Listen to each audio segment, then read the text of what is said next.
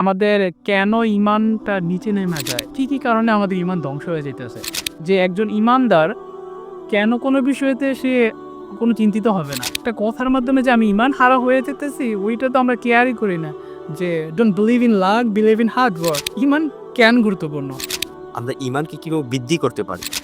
মানে হতাশ কারা হয়? কাফিররা হয়। তো অতএব যারা মুমিন মানুষ, মুমিন কখনো হতাশাগ্রস্ত হতে পারে না। ঈমান হইল যে আ আমাদের শিকড়ের মতন, একটা গাছের শিকড়ের মতো। তো গাছের যদি শিকড় না থাকে তাহলে কিন্তু গাছ বাঁচবে না। অথবা আমার কোনো কিছুর প্রতি যদি বিশ্বাসটা কইমা যায়, বিশ্বাস যদি না থাকে তাহলে কিন্তু আমি ওই জিনিসের কাজ কইরা মজা পামু না। আসসালামু আলাইকুম। বিসমিল্লাহির রহমানির রহিম। আপনারা শুনছেন তিন তরঙ্গ পডকাস্ট। আমি সোহাইব ইসলাম এবং আমার সাথে আছে হাসান হাবিব এবং ইমরান হাসান। আজকে আমরা এমন এক বিষয় নিয়ে আলোচনা করব যে বিষয়টা আমাদের জীবনের প্রতিটা ক্ষেত্রকে আলোকিত করে তোলে। আর সেটি হচ্ছে ঈমান। ঈমান কি? ঈমান এবং আমলের মধ্যে পার্থক্য কি? ঈমান কি শুধু জাস্ট মুখে বলা বা জাস্ট আমি বলি ঈমান বিশ্বাস করি, আমি ঈমান মেনে চলি এর এতটুকুর মধ্যে? এক্সাক্টলি এতটুকুর মধ্যে না। তো হাসান ভাই, আমি সকাল থেকে একটা জিনিস আমি জাস্ট ভাবতেছি, আমি যখনই তোমার সাথে কথা বলবো বা যখন আমাদের পডকাস্টটা স্টার্ট হবে, আমি তোমাকে এই কোশ্চেনটা আমি জানতে চাইবো বা আমি বারবার আমার মাথার মধ্যে আসতেছে। আমরা তো জানি যে ঈমান হচ্ছে আমাদের ভিতর থেকে বিশ্বাস করা যে আল্লাহ সুবহানাহু ওয়া তাআলা ঈমান হচ্ছে নবীজিদের নবী রাসূলগণকে বিশ্বাস করা, তাওহীদের উপর বিশ্বাস করা। এটাকে আমরা মানে বুঝি সবসময়। বাট এই কোশ্চেনটা আমার বারবার আসতেছে, ঈমান এবং আমলের মধ্যে পার্থক্যটা কোথায়? এক্সাক্টলি পার্থক্যটা কোথায়? Okay, cool, great. And thank you Sohaib আমাকে সুযোগ দেওয়ার জন্য। অ্যান্ড আমি যদি বলি যে ঈমান আসলে কি? ঈমান আসলে ঈমানের আমাদের আগে বেসিক জিনিসটা জানতে হবে। ফান্ডামেন্টাল জিনিসটা জানতে হবে। সে জিনিসটা হইল ঈমান। আমি যদি নিজেকে ঈমানদার দাবি করি, তাহলে প্রথম আগে বলতে হইব যে আসলে আমি আল্লাহ এবং আল্লাহর রাসূলকে এবং আল্লাহর অদৃশ্য ফেরেশতাকে বিশ্বাস করি। ওকে? জিন বিশ্বাস করি, ফেরেশতা বিশ্বাস করি, আল্লাহর রাসূল বিশ্বাস করি, আল্লাহর পাঠানো কিতাবগুলোকে বিশ্বাস করি এবং মৃত্যুর পরের যে জীবন আছে, সেই জীবনকে বিশ্বাস করি। অ্যান্ড আরেকটা জিনিস হইল সেটা হলো যে believe in lakh. That means আমাদের তাকদীর বা ভাগ্যকে বিশ্বাস করতে হবে। কিন্তু বর্তমান জেনারেশনে একটা ট্রেন্ড আছে। সেইটা হইলো যে don't believe in lakh, believe in hard work. Bro, তো আমাদের যে লাক যে আমি এইভাবে কি একটা কথার মাধ্যমে যে আমি ঈমান হারা হয়ে যেতেছি, ওইটা তো আমরা কেয়ারই করি না। যে don't believe in lakh, believe in hard work.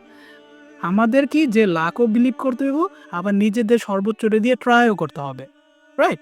So এইটা হইলো কাইন্ড অফ ঈমানের বেসিক। আর সিস্টেমটা হলো যে জাস্ট মুখে বলার নাম ঈমান না। আমাদের মন থেকে বিশ্বাস করতে হবে। সে জিনিসটা হইল যে আমরা যেরকম বিশ্বাস করি সকাল সন্ধ্যা লাইক দিনের পরে কি আসে? রাত্র আসে।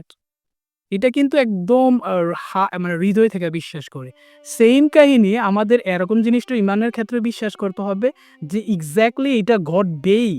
For example like after death একটা পিরিয়ড আছে বা একটা সময় আছে। রাইট? Yes, sorry. এইটা যদি আমরা বিশ্বাস মানে না করি প্রপারলি, তাহলে কি আমাদের ঈমান আনান হয় না। অতএব ঈমান কি? ঈমান কোনো কিছুর প্রতি আস্থা এবং বিশ্বাস মানে বিশ্বাস প্রতিস্থাপন করা। এই তো। ওকে, ধন্যবাদ। অ্যান্ড ইউ নো আমি একটা জিনিস পড়তেছিলাম যে সকালবেলা যে সাহাবীরা প্রায় সময় প্রফেট মুহাম্মদ সাল্লাল্লাহু আলাইহি সাল্লামের কাছে যাইতো বা জিজ্ঞাসা করতো কিভাবে আমাদের ঈমানটাকে আরো জাগ্রত করা যায়, বৃদ্ধি করা। সো আমরা কিভাবে ঈমান, আমার কোশ্চেনটা হইতেছে যে আমরা ঈমানকে কিভাবে বৃদ্ধি করতে পারি?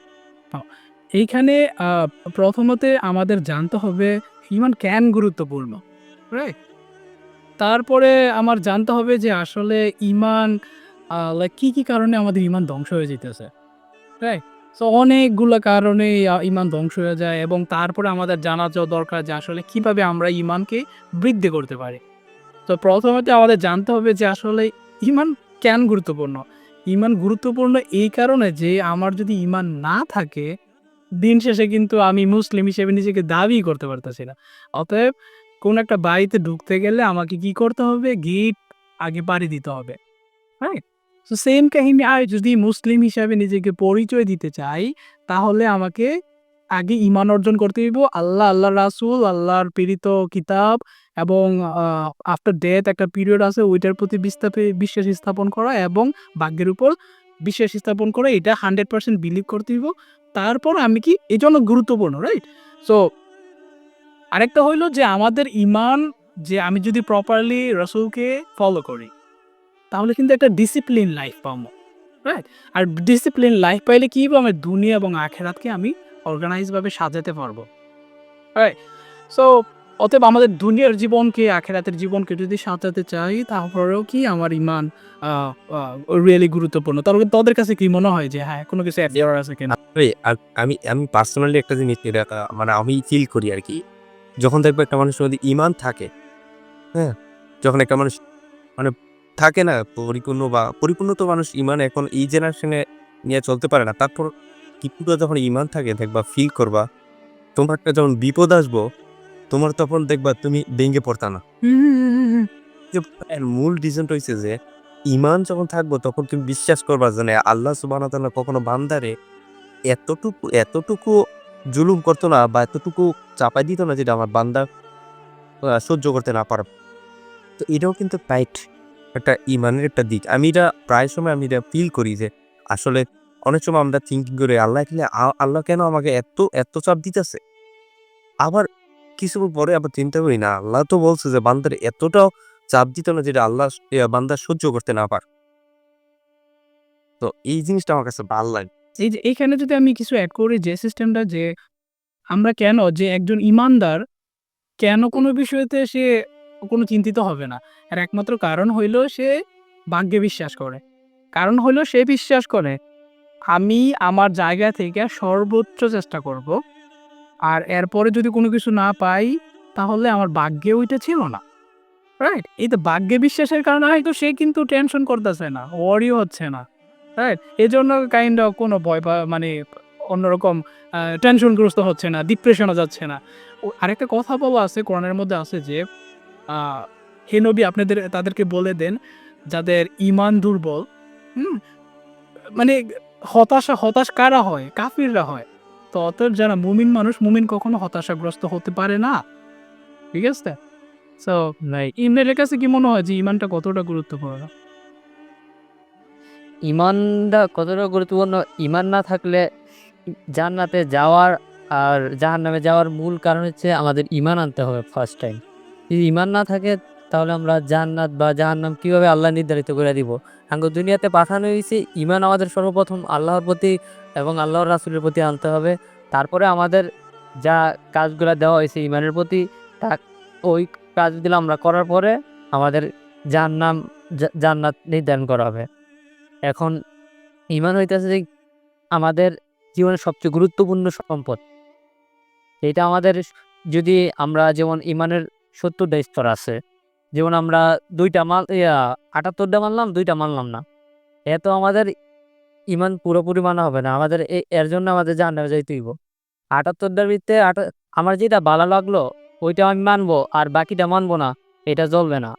এক্সাক্টলি। ফর এক্সাম্পল আমি যদি বলি যে বিষয়টা হলো যে আল্লাহ বলছে যে আল্লাহর কিতাবের উপর বিশ্বাস স্থাপন করতে হবে। আল্লাহর কিতাব কোরআন শরীফ। কোরআন শরীফের যেতগুলো আয়াত আছে এর মধ্যে থেকে আমি যদি বলি যে আমি সবগুলা বিশ্বাস করলাম, বাট আমি একটা বিশ্বাস করব না, তখন কিন্তু আমার ঈমান থাকবে না। অতএব আপনাকে কি সকলগুলোর প্রতি সম্পূর্ণরূপে বিশ্বাস স্থাপন করতে হবে। হ্যাঁ। হাত ভাই তুমি তো জানো যে আমরা অনেক সময় আমরা বেশিরভাগ সময় আরকি এই জেনারেশনে আইসা আমরা যখন ধরো একটু মসজিদের ভিতরে যাই, তখন দেখবো আমাদের ঠিক আছে আল্লাহ সুবহানাহু ওয়া তাআলা আমাদের মসজিদের ভিতরে গেলে আলাদা একটা ইয়ে দেয়। একটা থাকে না শান্তি প্রশান্তি দেয়। ফিল করি। কিছু মানুষ আছে দেখবা যে আমরা যখন মসজিদের ভিতরে যাই তখনই আমরা অনেকটা দেখাই যে আমার ঈমান আছে, আমি অনেক ভালো, আমি সত্য কথা বলি। যেই সময়টাতে নামাজ শেষ করে বা মসজিদ থেকে বের হয়ে যায়, তারপরেই সে মিথ্যা কথা বলা শুরু করে। সে মানুষের নিয়া কিভাবে রাইট। শুরু করে। তো এই জিনিসটা কি আমি মানে আমার কোশ্চেন রইতেছে যে আসলে কি মসজিদের ভিতরে শুধু ঈমান রক্ষা করা উচিত আমাদের? না আমাদের লাইফে পুরোটা জীবন জুড়ে আমাদের ঈমানটা রক্ষা করা উচিত? তো এখন যদি আমি বলি যে এনের মধ্যে এই যে এই বিষয়গুলো আসতেছে, এর একমাত্র কারণ হইল ইমানের ঘাটতির কারণে কিন্তু। যে ইমান কেন এই যে এখানে আমাদের ইমান কইমা যাইতেছে, লাইক আল্লাহ সুবহানাহু ওয়া তাআলা বলছে যে, বা প্রফেট মুহাম্মদ সাল্লাল্লাহু আলাইহি ওয়াসাল্লাম বলছে যে ইমান হইল তোমার কাপড়ের মতন। হ্যাঁ? তো কাপড় যেরকম ময়লা হয়, ময়লার পরে কি হয় যে তুমি যখন ধৌত করো তারপরে কি কাপড়টা ক্লিন হয়। সেম কাহিনী তোমার ইমানও, যখন তুমি লাইক তুমি পাপ করবা তোমার মাঝে, মাঝে নিচে আপস অ্যান্ড ডাউনস হবে, আপস অ্যান্ড ডাউনস হইব। যখন তুমি আবার আল্লাহর কাছে দোয়া করবা, নেক আমল করবা, ভালো কাজ করবা, তখন কি তোমার ইমানগুলো আবার উপরে চইলা যাইব। ঠিক আছে? অতএব এই যে তার ইমানের শক্তি বৃদ্ধির কারণে কিন্তু সে মসজিদে যাইতেছে। যখন গসিপ করতেছে বা গীবত গাইতেছে তার ইমানের স্তরটা নিচে নেমে গেছে। আবার বাড়াইতে তার কি হইলে কি করতে হইব? তার ভালো কাজ করতে হবে, ভালো কথা বলতে হবে। ভালো কাজ করতে হবে। তোমার আমার একটা কথা মনে হলো যে আসলে প্রত্যেকটা জিনিসের কিন্তু যত্ন নিতে হয়। ফর এক্সাম্পল আমাদের বডির একটা যত্ন আছে। আমি যখন একটা ঘর বানাই ওইটা পরিষ্কার পরিচ্ছন্ন রাখার জন্য একটা যত্ন আছে। মানে আমার প্রিয় একটা মোবাইল ওইটার একটা ভালো রাখার জন্য আমাকে ক্লিন করে রাখতে হবে। ঠিক আমার কাছে মনে হয় যে ইমানটা আমরা যদি ঠিক রাখতে চাই এটার প্রতিদিন যত্ন করতে হবে ইমানকে। প্রতিদিন আমাদের ডেভেলপ করতে হবে ইমানকে। এক্সাক্টলি। সো ইমান হইল যে আমাদের শিকড়ের মতন, একটা গাছের শিকড়ের মতন। তো গাছের যদি শিকড় না থাকে তাহলে কিন্তু গাছ বাঁচবে না। অথবা আমার কোনো কিছুর প্রতি যদি বিশ্বাসটা কইমা যায়, বিশ্বাস যদি না থাকে তাহলে কিন্তু আমি ওই জিনিসের কাজ কইরা মজা পামু না। রাইট? আবার যদি ধরে আমি যদি এক্সাম্পল দেই, আমি কাজ করি কোনো একটা কোম্পানির হইয়া, তাহলে যদি আমি বিশ্বাস করি মাস শেষে আমার বেতন দেয় কিনা আমি তো সিউর না, নিশ্চিত না, তাহলে কিন্তু আমি ওইখানে কাজ করে মজা পাবো না। তাহলে কি সে টাকা নাও দিতে পারে। আমি বলি না, নাকচ করলে তো হয়। আর যদি বিশ্বাস করি আমার মাস শেষে মাস্ট বি ৫ তারিখের মধ্যে টাকা দিবে, তখন কিন্তু যে না ভাই আমার পরিশ্রম করতে হবে, হার্ড ওয়ার্ক। আর যদি আমি না করি, ইমান মানে কি বিশ্বাস, কোনো কিছুর উপর বিশ্বাস স্থাপন করা। রাইট? বিশ্বাস হলে অটোমেটিক কাজের প্রতি একটা গতি এসে পড়বে। ভাই আমার একটা প্রশ্ন ছিল, আ না, ওই যে ইমানের ৭০ টা স্তর আছে। এর ভিতরে একটা স্তর হচ্ছে লজ্জা। লজ্জাটা কি আমাদের চক্ষু লজ্জা নাকি এর ভিতরে আরো কোনো কিছু আছে? The great questions. লজ্জা হইল যে জাস্ট চক্ষুর লজ্জা না। লজ্জা বলতে আমি একা আছি। একা থাকার পরও কোনো একটা খারাপ কাজ করতে আমার লজ্জা লাগতেছে। কারণ কি আমি বিশ্বাস করি আমার আল্লাহ আমাকে দেখতাছে। এটা একটা লজ্জার একটা পার্ট। লজ্জা মানে হায়া। হায়া বা লজ্জা। মানে কি আমি একা আছি। আমি একা থাকার পরও যে আমি আল্লাহকে যে আমি ভয় পাইতেছি, লজ্জা পাইতেছি, আমার আল্লাহর সামনে কিভাবে দাঁড়াবো? হ্যাঁ? বা আমি কারো সামনে কাউকে একটা অপমান, অপদস্থ করার ক্ষেত্রেও হিসাব করে কথা বলতেছি। হ্যাঁ? তো ওই জিনিসটা কিসের জন্য? লজ্জার জন্য। আল্লাহকে লজ্জার জন্য। আরে যার সামনে আমি এই ফেসটা নিয়ে কিভাবে দাঁড়াবো? হ্যাঁ? তো এইটা একটা লজ্জার একটা পার্ট আরকি। হ্যাঁ। আর এই যে আরেকটা সোয়াইবে বলা হয়েছিল যে আমাদের কেন ইমানটা নিচে নেমে যায়, রাইট? তো ইমানটা নিচে নামার মধ্যে অনেকগুলো কারণ হইল বর্তমান জামানার মধ্যে আমরা আসলে আ অনেকগুলাই মানে বা রিজন আছে ইমানটা নিচে বা নরমাল করে ফেলার জন্য বা ধ্বংস করার কারণে হয়ে যাওয়ার কারণ বা ইমানগুলো একদম আমাদের লো হয়ে যাওয়ার কারণ। এর কারণ হইল যে আমরা আজকাল দেখবি যে মানুষ ইমানকে কি করছে? গুনাহকে না নরমালাইজ করে ফেলছে। যে গুনাহটা মনে হচ্ছে ইটস নরমাল ব্রো। সো মানে তারা কি গুনাহকে পাত্তাই দিতেছে না। গুনাহকে গুনাহই মনে করতেছে না। ইয়েস! আমি যদি বলি যে চোখের গুনাহ, হ্যাঁ? যে চোখের গুনাহ কোনখানে গেল যে আমি সোশ্যাল মিডিয়াতে ঢুকলাম, হ্যাঁ? তখন কি করলাম যে আমি একটা ফটো দেখলাম, লাইক করলাম, একটা মানে লাভ দিলাম, একটা মানুষের বাজে একটা কমেন্ট করলাম, মন্তব্য করলাম। আমি কিন্তু এই যে আরেকটা মানুষের ডান্স দেখলাম, টিকটকে ঢুকলাম, আরেকটা বেপরদা বেগনা মানুষকে দেখলাম। হ্যাঁ? সো আমি রিলস দেখতেছি। আমি মনেই করতেছি না যে আমি আমার চোখের গুনাহ করতেছি, যে কই জিনা করতেছি। মানে আমার ইমান মানে গুনাহকে নরমালাইজ কইরা ফেলছি। এতে করে কি আমার অন্তরে না ওই প্রশান্তিটা পাইতেছে না। আমি যত বড় গুনাহকে মুমিন মানুষ কি করে? মুমিন মানুষ গুনাহকে বড় কইরা দেখে। যত ছোট, ছোট গুনাহই হোক বড় কইরা দেখে। আর লাইক শয়তান মানুষ, বেঈমান মানুষ কি করে? গুনাহকে ছোট করে দেখে। আরে ভাই আল্লাহ তো অনেক মেহেরবান, আল্লাহ তো মাফ করে দিব। মানে সিস্টেমটা মাফ করে দিবে দেখে কোনো কিছু তুমি মিসইউজ করবা? কেউ তোমাকে বিশ্বাস করে দেখে লাভ করে দেখে মিসইউজ করবা? হ্যাঁ? তো তোর কাছে কি মনে হয় যে আমাদের চোখের দৃষ্টি বা গুনাহকে আমরা কিভাবে নরমালাইজ করে ফেলছি? আমাদের জীবনে কিভাবে আসলে এমন কিছু মনেই করি না কোনো কিছু গুনাহ করতে। এইটা কিভাবে কতটা খারাপ তার দৃষ্টিতে? ইমরান কি বলবো?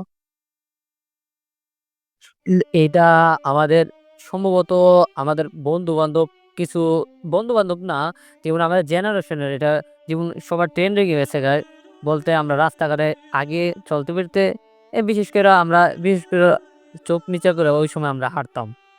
কিন্তু বা নিচের দিকে যাইয়া মাইয়া দেখার মতো আলাদা একটা অন্যরকম ফিল হইতো না। মাইয়ার সামনে লজ্জা ফিল দিত। এখন লজ্জাটা কিন্তু ফিল হয় না। কেউ একসাথে স্কুলে পড়তাছে বা এরকম যেমন সোশ্যাল মিডিয়ার ভিত্তি বিভিন্ন দেখে, তারপরে এইগুলাতেই আস্তে, আস্তে মানুষের লজ্জা ধীরে, ধীরে উইঠাইতেছে। মানুষ ইমানের প্রতি কোনো আগ্রহ সবাই হারায় ফেলতেছে। জানি না, নিজে ফিলই করে না। ইমান জানি আস্তে, আস্তে ধীরে, ধীরে আমাদের থেকে চলে যাচ্ছে। কিন্তু কেউ ফিলই করে না।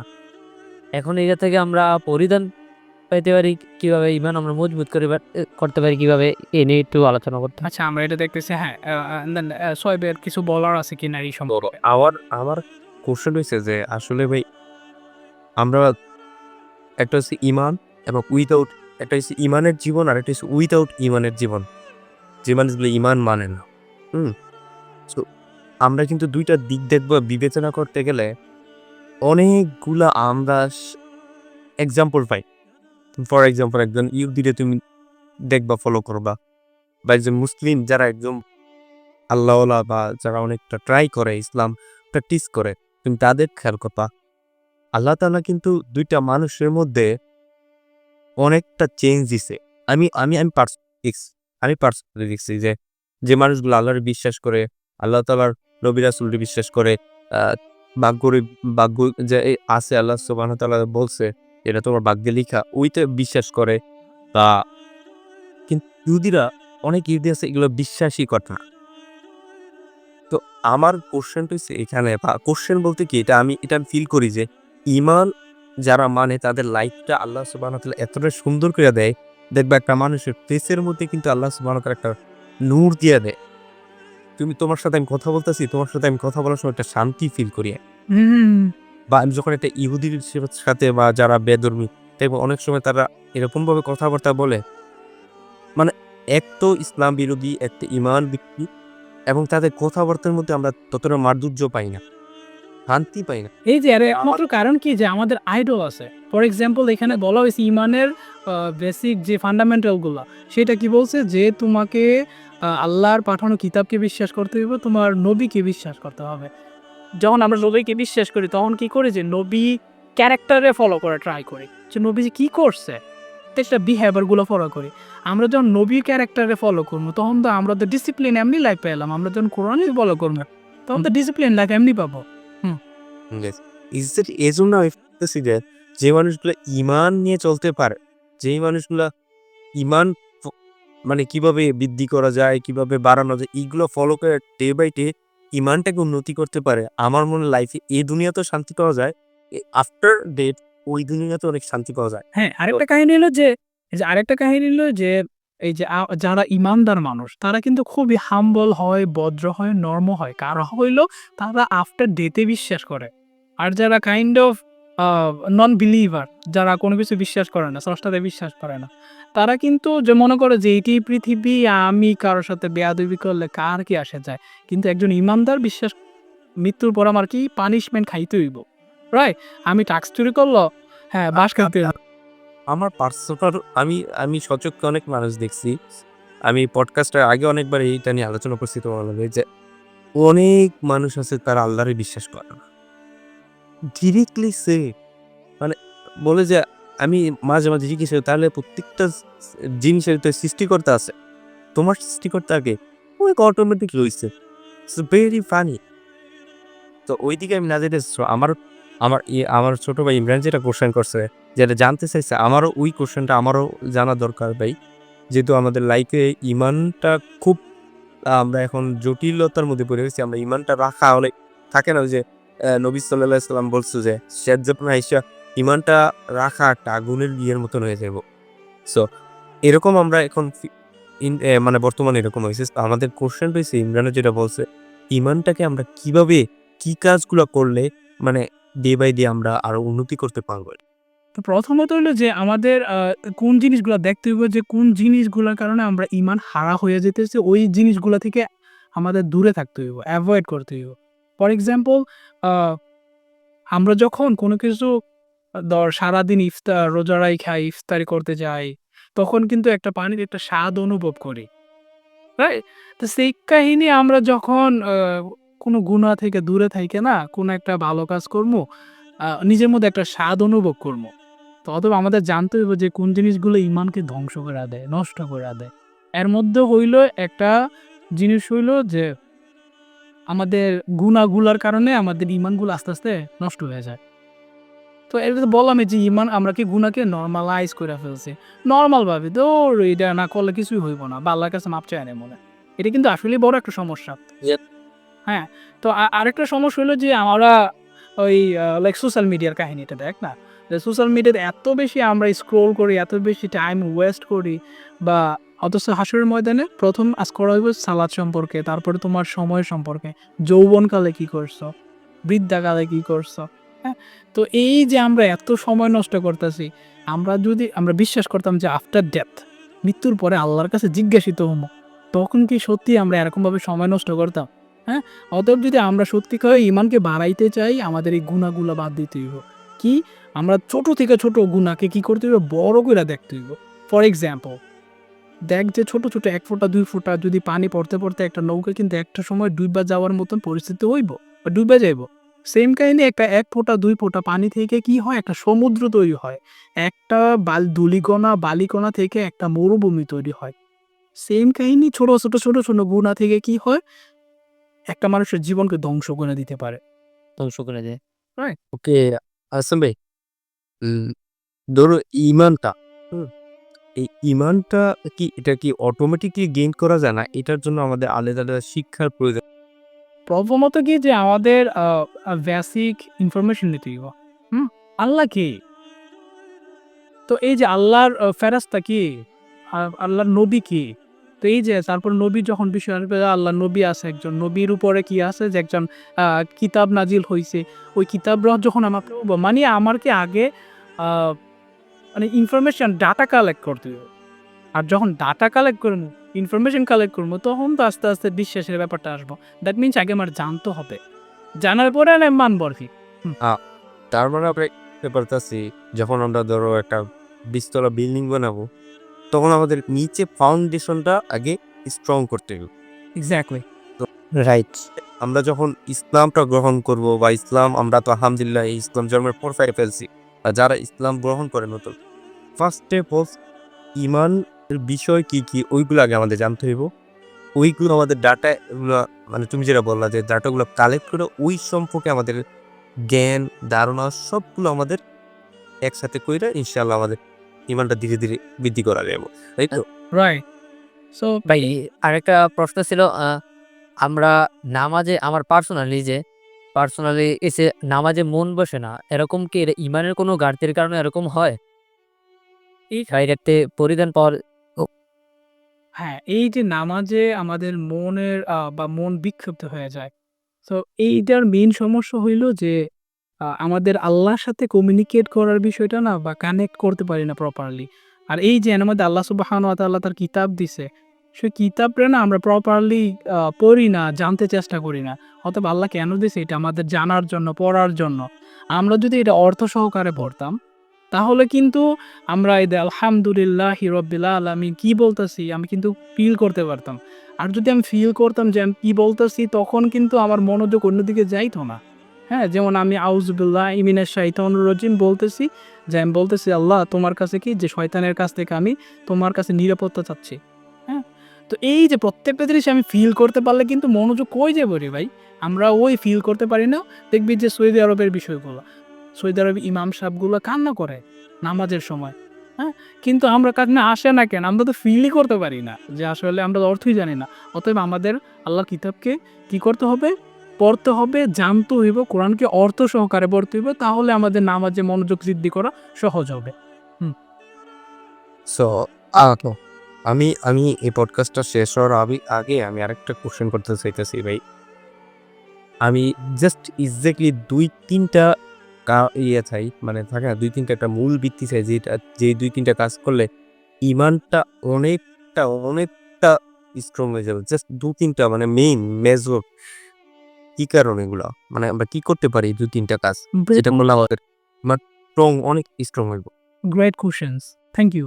অ্যান্ড আমার কাছে মনে হয় যে ইমানকে যদি সত্যিকারের বৃদ্ধি করতে চাই, তাহলে আমাদের মৃত্যুর পরে যে একটা জীবন আছে, ওই জীবনটা বেশি বেশি স্মরণ করাইতে হইব।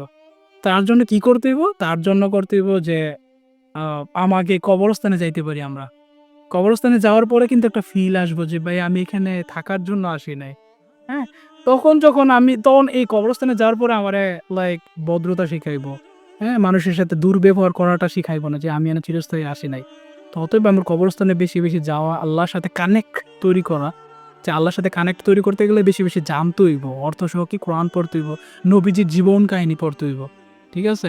আর ছোট, ছোট গুনাহকে যত ছোট গুনাহ হোক, এটাতে বিশাল বড় পাহাড়ের মতন দেখিয়া ওইটা থেকে দূরে থাকার চেষ্টা করতে হইব। আমার কাছে যদি বলি যে একটা জিনিস মানুষের লাইফ চেঞ্জ করে দিতে পারে, সেটা হইল যে যত ছোট গুনাহ হোক ওইটাকে কি বড় মনে কইরা দূরে থাকার চেষ্টা করা। এইটা যদি করতে পারে মানুষের life will be automatically change, and then তার ইমান অটোমেটিক্যালি একটা পর্যায়ে বাইরে যাইব আরকি। মাশাআল্লাহ। আচ্ছা, থ্যাংক ইউ সো মাচ জাযাকাল্লাহ খাইরা। সো আজকের পডকাস্টটা আমরা এখানেই স্টপ করতে পারি না, আমরা আরো কোশ্চেন করব। ইমরান কি আরো কোশ্চেন আছে? ইমরান? ইনশাআল্লাহ আমরা নেক্সট ডে অন্য একটা টপিক নিয়ে কথা বলবো। আপনাদের সবাইকে ধন্যবাদ আমাদের সাথে থাকার জন্য। এই তো আজকের মতন এখানে শেষ করছি। আসসালামু আলাইকুম।